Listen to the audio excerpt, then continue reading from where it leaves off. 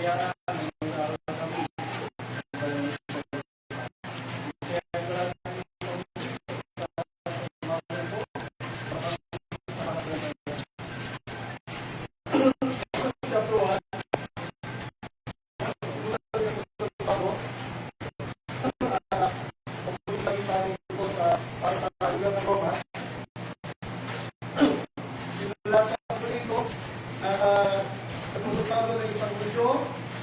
Ay hindi po sa dating tagasod ng Panginoon. Siya po ay isa sa mga bakalakan sa araw ng Kristo. Isang debotong sa iyo. Religyoso at maraming mudyo na nagpapatay sa kanya sa ating Panginoon. Ngunit naawa po ang Diyos sa kanya at siya po ay kaysa patayin ng Panginoon, siya po ay ligtas, pinagong buhay. At ngayon sabi niya sa chapter 1 verse 1, si Pablo na isang lingkod ni Kristo Jesus. Kung siya dati ay alipin ng maling paniniwala, pero ng diablo, mag-ialipin sa kasalanan, mag-ialipin sa ibang uri ng kasamaan sa mundo ito, na kung saan ay ang kasalanan ay masarap, totoo po. Pero pansamantala lang yan, yung sarap na yan. Sapagkat lahat ng sarap na masama, ito po ay mayroong tinatawag na pagsingil, may paghabol ng Diyos. Kaya mas masarap po tayo mag-ialipin ng Diyos, o mag-ialipin ng Panginoon Jesus. Alipin sa kabutihan, alipin sa paggawa ng tama, alipin para sa sundin, gawin ang kanyang mga utos, ang kanyang kalooban. So si Pablo nga po ay binago ng Panginoon at siya'y naging likod at siya'y tinawag upang maging apostol, sabi sa verse 1, at hinirang upang maging managaral na magandang balita ng Diyos, upang siya ay maging misyonero, managaral. No? Alam niyo, marami pong mga nagtuturo ng Bible po ngayon, pero hindi po lahat ay tinawag. Hindi po lahat ay tutulikod. Sabi ko sa inyo, kung corrupt ang ating gobyerno, doblihin mo ang reliyon. Marami po nagtuturo sa reliyon dahil lang sa pera, dahil lang sa kapangyarihan, dahil sa katanyagan, no? Dahil sa, siyempre, kung marami yung miyembro, malaki offering. Pag malaki simbahan, mayabang ka. Pag ikaw ang lalo nagtatat ng reliyon yun, mayabang ka kasi ikaw ang kilalang boss ko di ba? Pero ibang-iba po ang mga misyonero ng Panginoon, ibang-iba ang kanyang mga mangaral. Sa Bible, ang mga totoong alipin ng Panginoon, sila ay may kapangyarihan sila, pero hindi kapangyarihan para, tinatawag natin kapangyarihan para mag-abuso. Meron silang kapangyarihan mangaral, pero alipin sila ng Panginoon. Ibig sabihin, kabaligtaran ang makita natin mga tao dito sa mundo na pag may position, may power, may possession, no, may property, no, lahat na gagawa. Pag kinakasamaan. Hindi bale, kung ang ginagawa mo ay yung tama, yung gusto ng Panginoon. Kaya makita natin yung totoong Kristo ng Bible, yung totoong Jesus, ibang-iba sa Jesus na mga reliyon. Magpasa kayo ng Biblia para lalo nyo makilala ang totoong Jesus. No? Ang mga reliyon, ginagamit na ng Bible at si Kristo para magpayaman, para manloko, para marami pang paniwala. So, ibig sabihin mo sa langit, ang totoo, ang maraming tao nagiging mapapahamak pa. Yung leader ay sinungaling, yung mga tinuturuan ay tinuruan ng kasinungalingan ng staff. So, sabi nga ng Panginoon, kung bulag yung nagtuturo, bulag yung tinuturuan, pare-pareha silang mapapahamak. Kaya, makita kayo, itong mga mangaral ng Panginoon, sila po ay alipin, sila ay mangaral ng magandang balita. So, ang Biblia, makita kayo, dalawa po yan Merong good news, kaya magandang balita, at merong bad news. Pag binasa nyo yung buong aklat ng Roma, makikita nyo ang bad news dyan at ang good news. Anong bad news? Lahat tayo makasalanan. O sino magyayabang pa sa atin? Ang mas masama, hindi yung mga magnanakaw ng corrupt government official. Ang mas masama, hindi yung mga nakakulong. Ang mas masama, hindi yung mga pumatay ng rape. Sa panahon ng Diyos, pare-parehas lang tayo. Yung sa putos, binigay niya, hindi natin ma-perfect yun. Huwag na na 10, isa na lang. Sino sa atin dito ang hindi nagsinungaling buong buhay natin? Hindi nakapagsa isang utos na lang, huwag magsinungaling. Sino sa atin sa buong buhay dito hindi nakapagsinungaling? Lahat tayo. Guilty. Lahat. Lalo na yung mga tao matatalino, matapangyarihan. Dahil isa, may kasabihan niya. Ang mga lawyers daw are born to be liars. Na abogado, pinanganak daw para magsinungaling. Kasi hindi sila mananalo pag hindi sila magsisinungaling. Kaya ngayon, lalo ngayon, napakaraming sa social media. Sa larangan ng reliyon, ang daming mga scammer. Sa larangan ng gobyerno, ang daming mga scammer. Sa larangan ng negosyo, ang daming mga scammer, manloloko. Pare-parehas lang. Eh sino ang pinakatatay ng mga sinungaling? Hindi mo sabi pa niya, kayo ay sa inyo ng mga diablo. Kaya bakit nyo gusto pa rin sabi pa sa mga kababayan niya? Nagtuturo lang naman siya. Bakit nyo gusto pa rin? Ba't kayo nagagalit sa akin? Kasi kayo sa inyo ng mga diablo. Siya ang ama ng mga sinungaling. Pag tayo ay nakilala natin sa piece ng Bible, mula sa pagiging sinungaling, tuturuan tayo mag-i-honest. Tuturuan tayo maging tapat. Tuturuan tayo mabuhay na sa katotohanan. At ang unang katotohanan na matutunan sa Bible, amin natin tayo ay masamang tao. Tayo ay dapat marusahan sa impyerno. Hindi na mapasok sa langit dahil sa kabanalan ng Diyos. Lahat tayo ay mauli, makasalanan.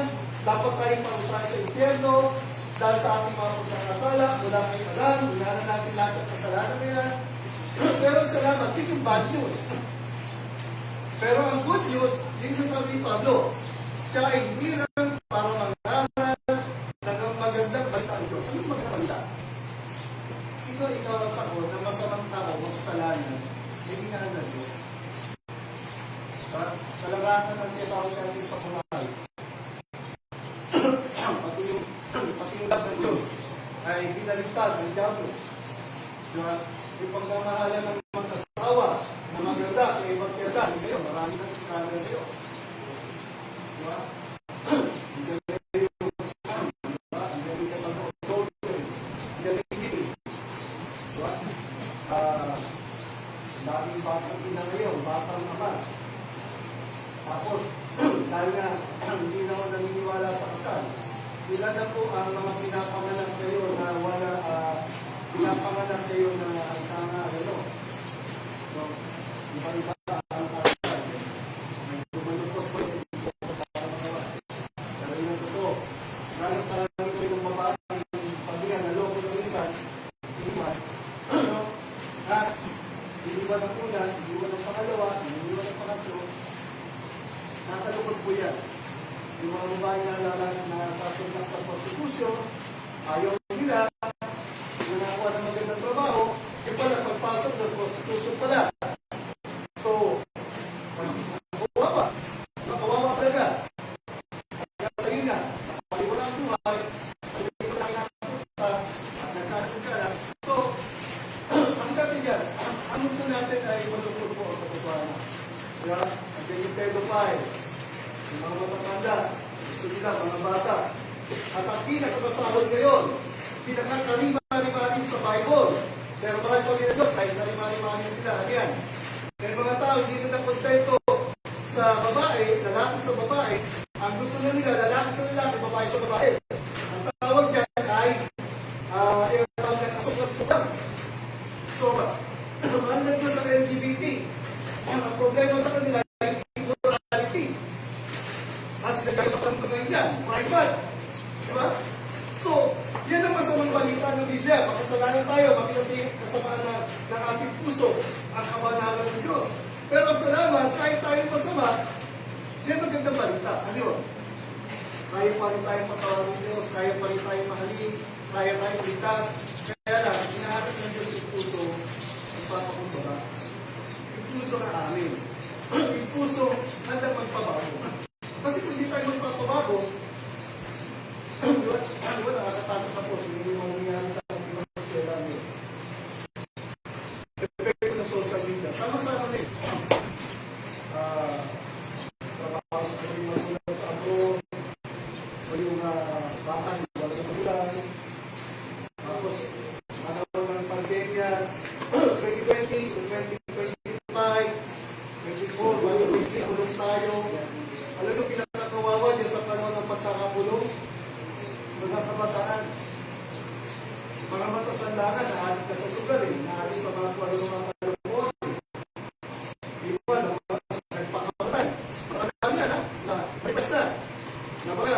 nahihirapan na mag-isip. Sa dami ng nakakatakot na iisip. Isip, hindi mo nagapang, matatakot ko kayo. Paano pa kaya yung mga kabataan? Maaalik sa laro. Hindi laro. Hindi lang laro. Ang daming mga mga online ko, yung mga Roblox yan, di mo lang, meron pala yung mga sindikato rin dyan, gagawa ng PC, mga matatandang mga sipapong yan, ng mga PC yan.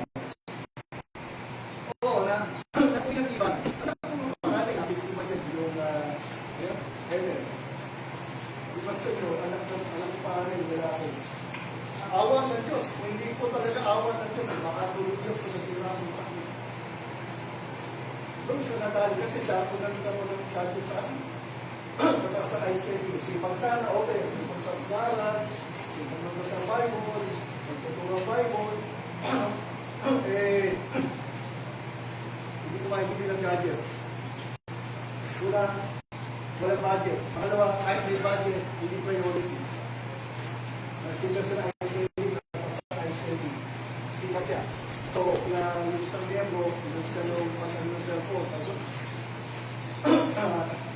yung pinabayaran na 6 months to pay. So, magsalita, mabayaran naman yan, ito sa ICD. So, masobrang ko pag sinagat sa pag-aaral,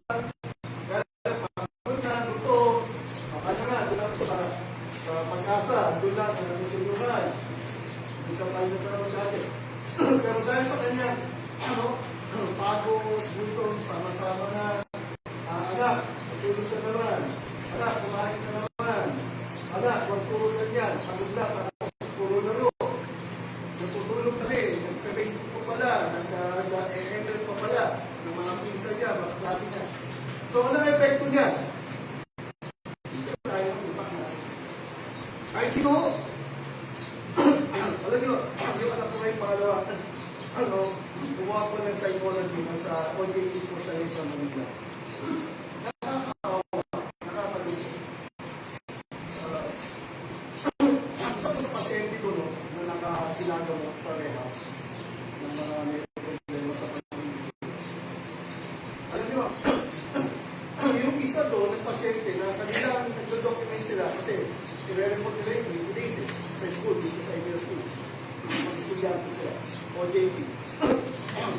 So, isa-isa yung pasyente pinakausap nila, alam niyo, isang pasyente po doon, nanay na doktora. May naman. Galing po siya ng England. UK. Bago siya po yung anak niya, ito lang, yung anak niya, na lalaki, anak, mag-aaral ka ng law. Nag-law naman. Parang hindi ko malaman kung paano bumagsak pa sa exam, sa gano'n. Bumagsak pa sa school. So, sa kakapos ko siya, anak, mag-aaral ka. Yung tatay kasama nito sa Manila. Anak, mag-aaral ka ng law. Pag-aaral ka, bumagsak. Napunpay mo sa hospital.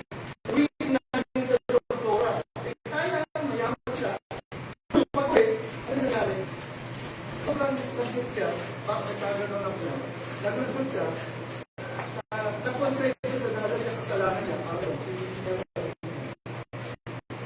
Alam niyo, pati mo siya. Pagkakos siya, alam ko nakapagpapag. Hindi po. Nakakamit ang isip mo, makapagya mo. Pero bakit doon? Ang puso natin, nangangailangan ng kapayapaan ng Diyos.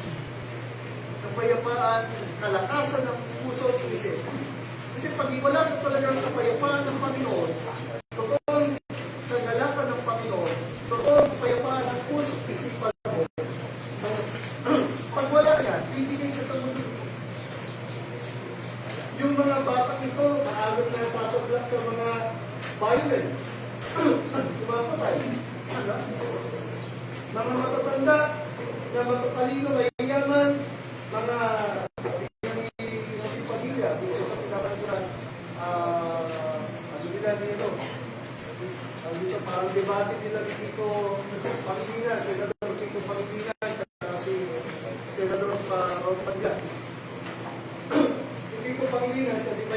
nagdala ng ng batas sa mga kabataan na 15 years old, 14 years old below, hindi pa pwedeng kulong.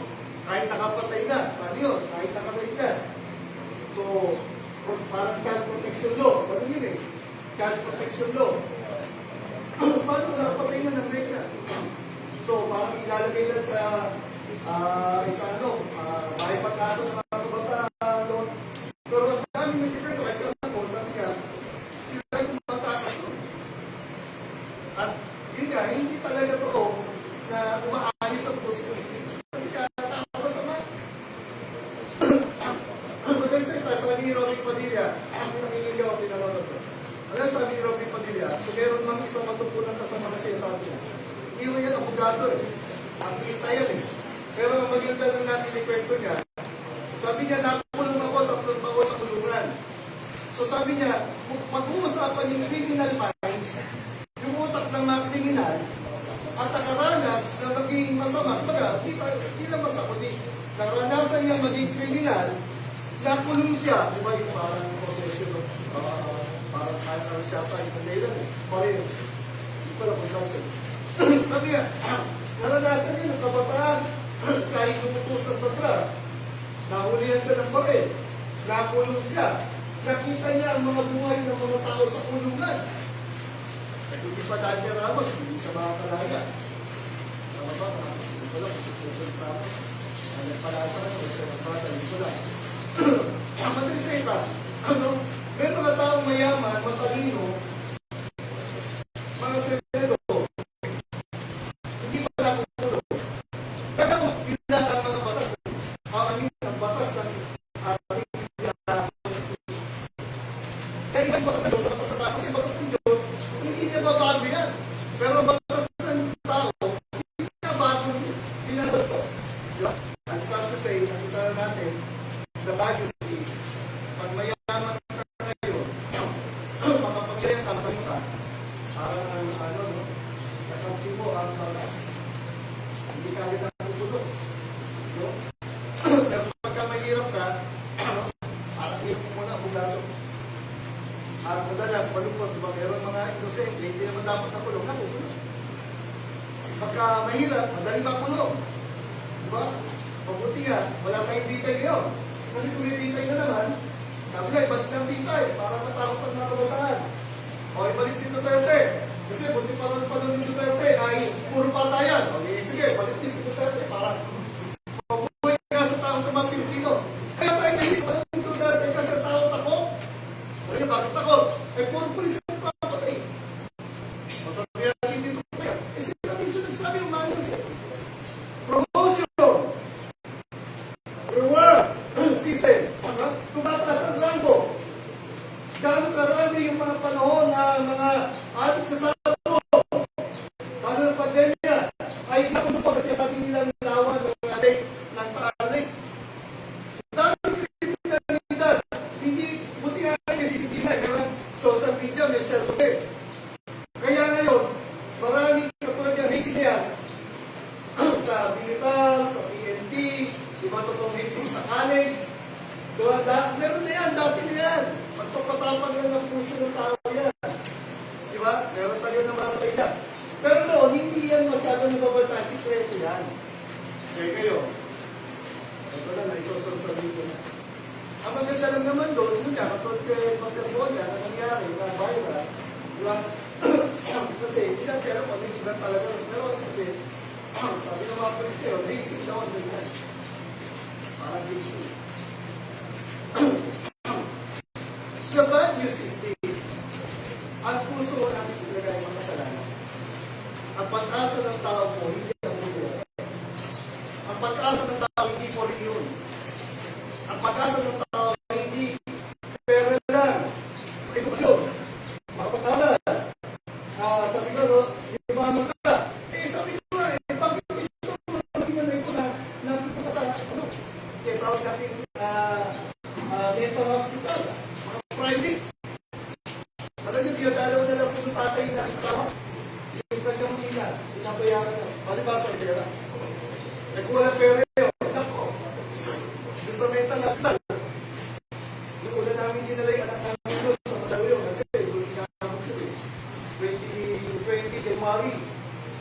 bago mag-pandemya.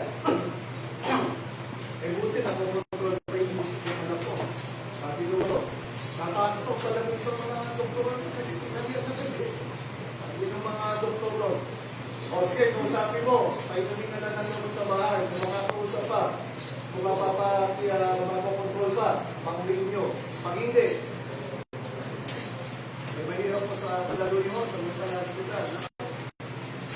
Ay, alam niyo naman, kasi natin public. Hindi po ba tayo? Alam natin kami na sa public hospital. Wala na kasi, wala na kasi tayong pera talaga. Kung tingnan rin pipiliin, sabi ko nga ngayon, merong zero dealing. Hindi ba ito pag-ibig zero dealing? Ang dami po na mga mahirap para tutulungan nyo. Kapag binalik po ang bitay sa panahon na ito, alam niyo sino na naman po nabibigimay?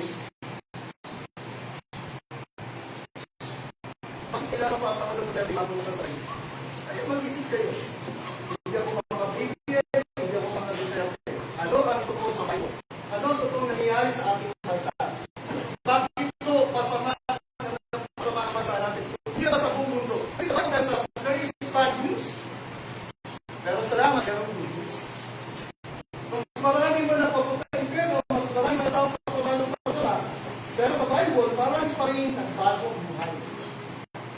Marami pa rin umayos ang buhay.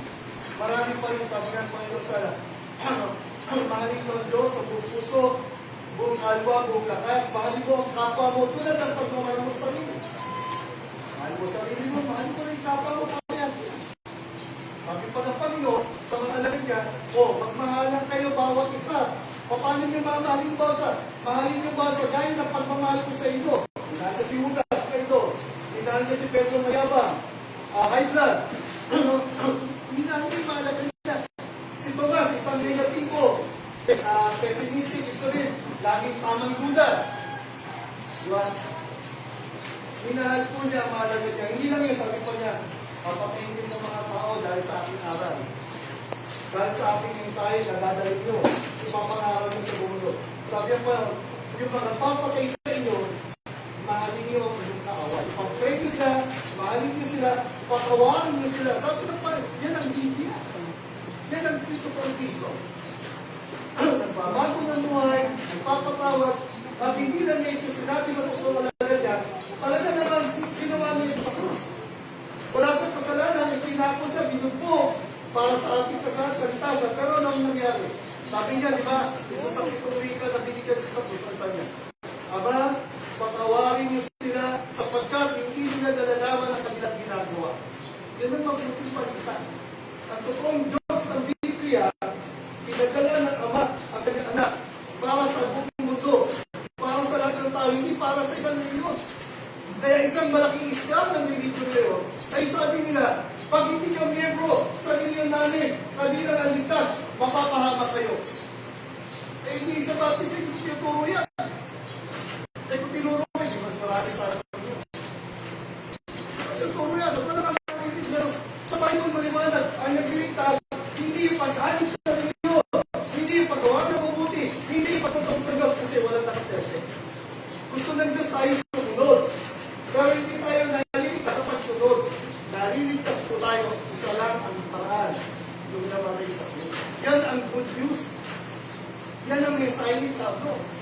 Pag pinagin chapter 1, ang pinakita dyan, yung kasalanan ng buong mundo. Pag pumunta rin sa chapter 2 ng Romans, pinakita dyan, ng Hudyo binigyan ng batas, sa kanila pinanganak si Cristo, mabait ang Diyos sa kanila, pinagpala sila, pero itong Hudyo, mayayabang matitikas sa ulo. Because they rejected the Lord, they crucify Him, pero still, parang sa Diyos. Kapag naman yung LGBT, mayayabang na yun. Mayayabang naman yung LGBT. Kasi ng Diyos. Pero pag hindi sa nagbago, kapag na sa Doma tumora sa Bible, sinunog ang buhay ang sa Doma, maraming na matito ng mga LGBT. Yan ang talong natin. Sabi na para sa bago sa buhay. Ito ay tulad ng panahon ni Noah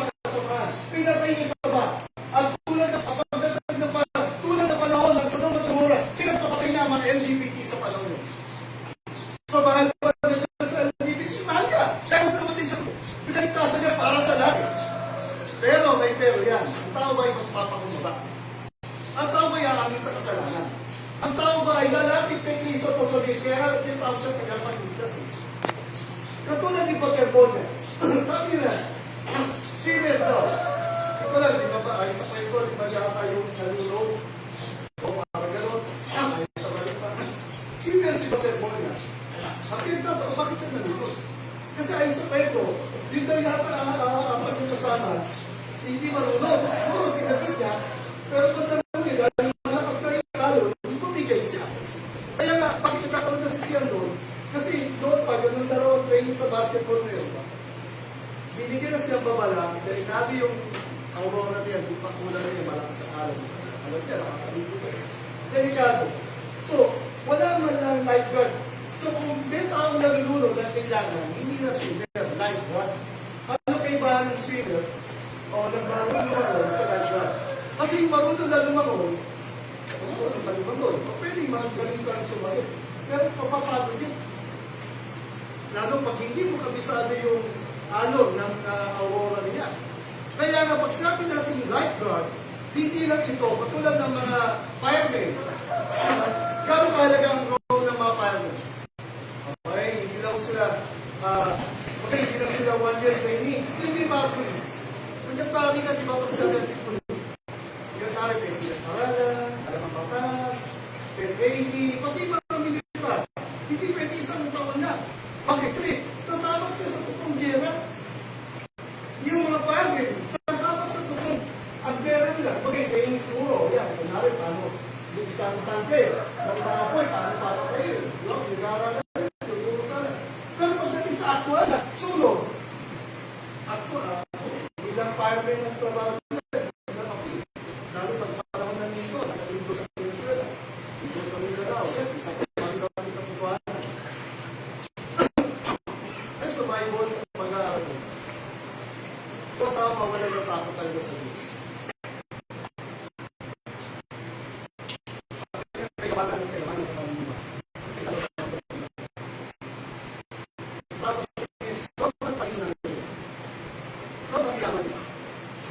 Malakas po siya.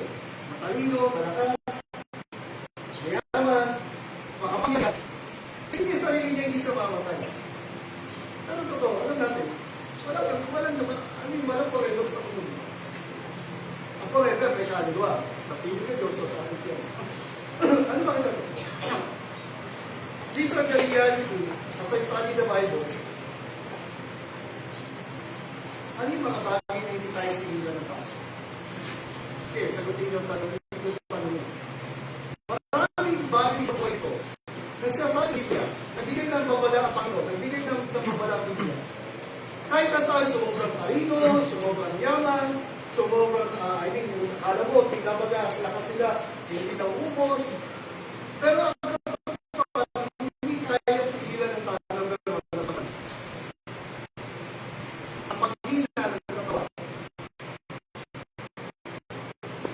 Hindi yan. Higa, ang masay, mabata rin, marami. Kaya naman na rin mga bata, walang tulog, gadget, masira pa, masira ang kidney. Mga kabataan yan, dami na mamatay. Buti kung kulang isang 15 years old na yung sacrifice. Iba pa rin yung mga klase. Kaya siya, hero siya na yun. Yun. Sana kung gano'n yung mga natin. I mean, masakit. Pero, at least, naging payanis. Paano yung mga kabataan natin yung namatay na lang sa kidney, sa kidney. Kahit may pera pa, sa chronic kidney disease. Nabaliw ang isip. Hindi man nabaliw sa kalalaro, kapupuya. Ha? Ano nangyari?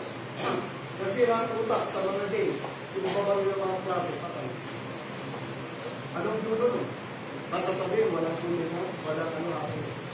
Hindi kaya ng pigilan ng tao pagtanda, ang paghina ng katawan, ang sakit, hindi niya kaya pigilan, hindi niya kaya pigilan ang mga tinatawag natin kalamidad, mga bagyo, mga lindol, earthquake, whatever. Di ba? Hindi niya kaya pigilan ang pagsama ng mundo. Ang tao, pasama ng pasama. Habang tumatalino ang mundo, ang mga tao sa AI, dapat mas maraming scammer, mas maraming tao sumasama.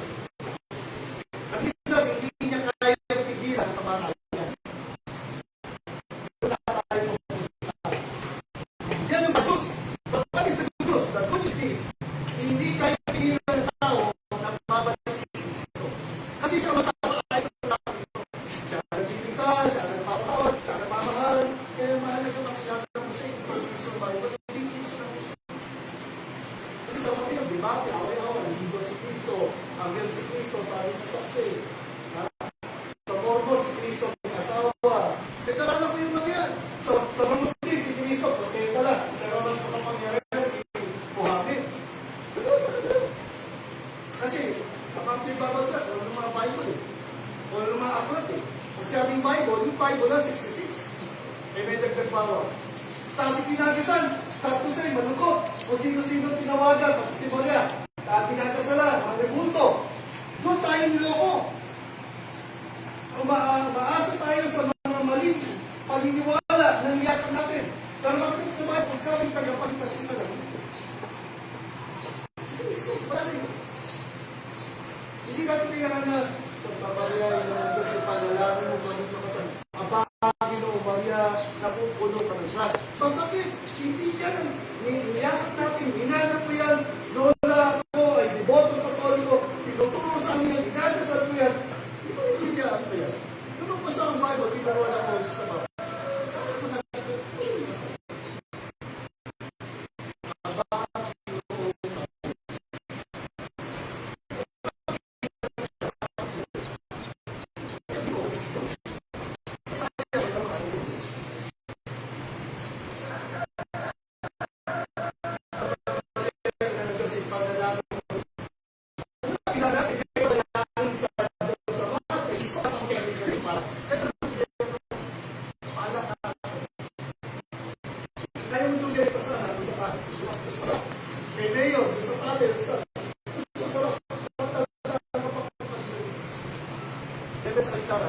Isa lang ang buhay at ang katotohanan. Sabi niya pa, walang makarating sa atak sa langit, kundi sa pamamagitan niya. Dadaan tayo lahat kay Kristo. Hindi po sa Lord. Hindi po sa baptis. Wala tayo makasalanan, patungo sa impyerno, wala akong pwedeng malikas, hindi yung tayo kahit ito sa reliyon. Ang reliyon, hindi ko nililigtas. Bago magsabi, nililigtas yan. Pag sabi ng tagapagligtas isa lang, yung tagalangit, bumabas sa lupa, yung anak ng Diyos, anak ng tao. Upang tayo mga anak ng tao, ay maging anak ng Diyos. Upang tayo tagalupa, ay maghanap sa langit. Yung mga kriminal na katulad natin patungo sa impyerno, ay mapatawad at maligtas. At mabagong buhay, mag-alala ng Kristo, at ma-enjoy mo hindi lang pagpalangin ng Diyos sa lupa, kahit may mga problema at pagsubok. Kaya mong marami na lang ang problema. Kasi mahalaga niya, pinagpapapatay siya. Si Pablo nga, pinulutan ng ulo. Pero sabi nga, ang mabuhay ay kay Kristo, ang mamatay ay Panginoon. Ilang beses ang ulo, ilang beses ang nabugbog. Dahil sa kanyang pagkakas sa pagkakas. Sabi niya, hindi bali o pinag. Sabi niya, kasi yung Panginoon ko nga eh. Ipinapos sa krus para sa aking kasalanan kaligtasan. Kaya sabi niya, hindi niya sa magkukulat. Sabi niya, alam ko, Panginoon, makakasinabi ako na pagkamuhin na makasal. Pinahirapan din sa pero sabi niya, Panginoon, sabi ni Pablo, ang buhay ay kay Kristo, ang mamatay ay Pablo natin. Nagwintog siya, nagmasa sa Panginoon, nagwala siya, nanalo siya, pinatay siya, pinapunta sa ulo, nabugbog siya, naghirap siya. Pero matapang pa rin siya, may tiwala, may pagsunod, at hindi ba bakit? Alam mo bakit? Kahit patayin siya sa mundo ko, salamat Panginoon sa saan namin, kasi dahil sa kanyang kaligtasan. So, ang kaligtasan yun, pwede tayo pumasok sa langit. Paano? Kailangan tayo pumasok sa langit. Dahil nung kriminal na napapag, sabi niya, Panginoon, alalahanin mo ako kapag ka sa paraiso na. Sabi ng Panginoon, hindi sasama kita. Kaya iba nung ito eh. Meron pa talata sa Bible, nagpapakita ng tao ay pagkatiwala kay Kristo, pwede naman tumiretso sa langit. Ano, yung namatay sa krus. Sabi niya, Panginoon, alalahanin mo kapag nasa paraiso na. Hindi lang po yun. Parehas lang yung nagyalang isa, hindi yan sisi. Isa hindi yan pagkubaba. Hindi mo ba? Isa pagkubaba, isa sisi. Isa iba sisi. So, sabi niya, Panginoon, alalahanin mo kapag nasa paraiso. Ang sabi ni Kristo na hindi sasama ko. Huwag ka na akong tao lang. Marahil, magduda ka. Nangalan ko si Kristo. Kaya nagsasabi ko lagi, dito po yung aral ni Kristo. Kung dito po ang Biblia, namin tayo sa kanong nabansa ka, pagkulan natin. Kasi naniwala tayo sa aral ni Kristo. Ang Pilipinas sa Asia ay mabalat dahil tayo ay napasok tayo ng Biblia. Diba? Pero ang mga bansa, kapabigan, Muslim, Hindu, Buddhist, walang pag-asa, pag-asa lang. Lord, salamat sa salita mo. Tulungan niyo po kami. Lalo ko manang makilala. Salamat po, maraming values sa mundo ito. Talaga nakakatakot. Kailangan namin kayo ng puso. From nagalakan. Hindi kaya ibigay ng mundo ito. Pero salamat, binuto ang kaligtasan. Binuto ang kapayapaan. Mayroong good news galing sa iyo. Galing sa salita niyo. Doon sa ginawa mo sa Diyos. Salamat, sino kami para mahal mo. Sino kami para iligtas mo. Sino kami para patawarin mo. Mga taong makisalanan, dapat arusahan sa impyerno. Pero salamat po kay Jesus. Ikaw ay nagpauliba. Ikaw ay nagmasalunod sa Ama. Ikaw ay nagmahal. Ikaw ay nagpapatawad. Ikaw ay nagligtas. Sa sino ba magpapala sa iyo? Sa sino mga amin na sila makasalanan? Hindi niya kayo ligtasan. Sa sino mang lalapit sa iyo at sila magpabago. Sapagkat ang mundo ito ngayon Panginoon ay kasamaan ng masama. Nakakatakot po ang masama na. Kagaya ng mga kabataan nakita namin nyo sa social media. Mga kabataan na nanaksa sa school. Mga kabataan na mamari. Kabataan na nagpamata ang mga kriminal Panginoon. At hindi pa nga po magkakaroon ng death penalty. Talagang hindi po kayang supuin ng pulis o ng kahanan o ng mga teacher o principal, mga guro ng aming gobyerno, mga palala na kasama ng mundo. Hindi pa kayang ibigyan ng tao. At talagang pwede ng tumibigyan ikaw, Panginoon, na salita mo na nagbabago ng buhay at ang pag-asa ng buhay na walang yan. May pangako ng buhay na walang yan, kaligtasan, kaluluwa at patawaran sa sino malalapit sa iyo. Sa pagbabalik ko, katulad ng mga tao masama na buhay mo lang tumawid sa iyo. Mapalag ang mga tao na itiwala at tunay na nakilala ka bilang tunay na Diyos at karapatas ng kalamdaman. Palahin niyo po ang aking in the words, palahin niyo po magagawa at palahin niyo po ang business sa Diyos sapagkat hindi lang ito para makinabang ang may-ari. Alam ko namin ang pagpapala ng negosyo dito ay makinabang din ng mga magagawa. Kaya tulungan niyo mga magagawa, maging maayos ang puso at isip. Walang magkaroon ng pinilitan, kundi magkaroon ng tulungan, pagkakaisa, matulungan niyo bigyan ng talino,